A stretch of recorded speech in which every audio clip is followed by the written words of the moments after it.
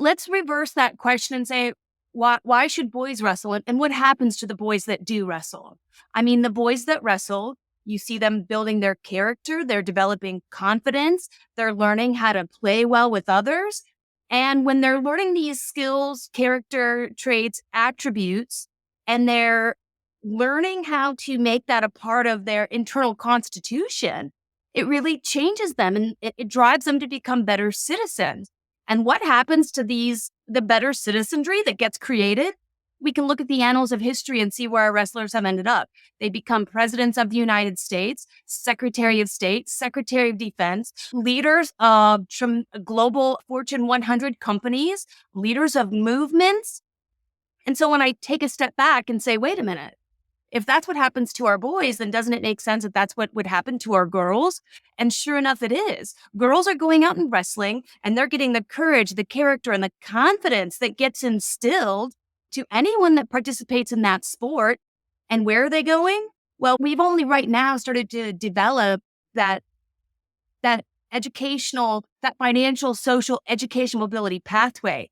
And the girls right now are growing through that pathway. They're becoming women. They're getting college educated. They're going on to the military services, to the trade unions. They're becoming entrepreneurs, starting companies. They're running for office. And the world, quite frankly, is their oyster. And the more that we see that women's wrestling is progressing, the more that we see that the fabric of America is getting strengthened, because it is, in fact, those girls and women, like the state of California said, hey, it's going to be a mandated policy that we have women that serve on the board of public companies.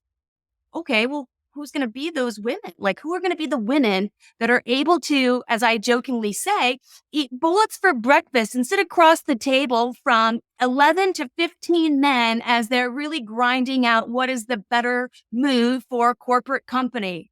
It's going to be these women that have gone through the sport of wrestling.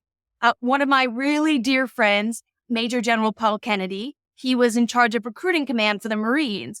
And he was one of the key people that made it so that women were able to be in the infantry in the Marines. And he was standing around with some of his brethren, and he said, mark my words, the very first female that's going to make it through this infantry course is going to have wrestled, because that's the only place within our American landscape where you have to learn how to dig deep, where you're getting punched in the face on a regular basis. You're getting your butt handed to you, and you have to look at your opponent, smile, and get up and know that it has everything to do with you, your head, your heart, your mind, your internal constitution. And sure enough, the very first female that made it through the infantry course for the United States Marine Corps, when she got finished, Major General Paul Kennedy pulled her aside and he said, hey, Marine, what's your background? And she said, I wrestled, and scattered away. And it was just like proof of concept. The women that are getting created to go through these tremendous pipelines of challenge, which is in fact just, we call it life, they're wrestlers.